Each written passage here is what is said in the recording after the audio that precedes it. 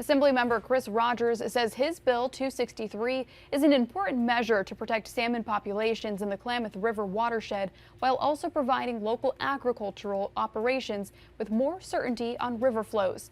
The North States News' Vianna King spoke with Assemblymember Rogers along with a farmer today about how the bill would impact the agricultural community. She joins us now live with how this could impact the North Coast. Specifically, Vianna. Ariana, while Assemblymember Chris Rogers may feel this is the best option for everyone, I spoke with someone in agriculture earlier today who says this may not be the right choice.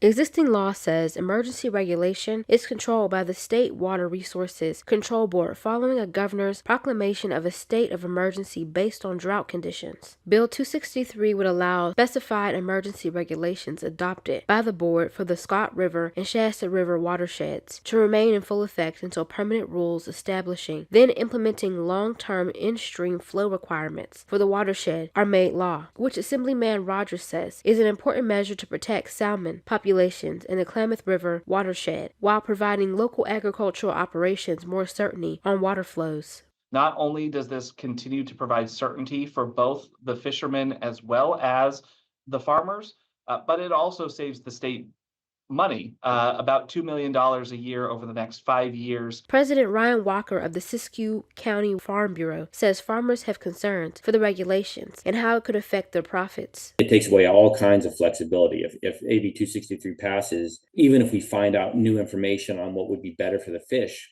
we couldn't change the flow requirements. You couldn't do anything different than what the 2025 emergency regs currently allow, because that's what the AB 263 would set in stone for up to 5 years. Rogers says it can become more challenging figuring out what's best, but keeping the same water regulations will allow people to know what to expect. We're saying keep this level playing field where everybody has certainty until you have the permanent regulations in place, and don't create an advantage for one over the other in the meantime. AB 263 has various steps to go through to even be considered before going into law. For starters, it must first pass the Assembly floor before heading to Senate floor. Live in Eureka, Vianna King, the North States News.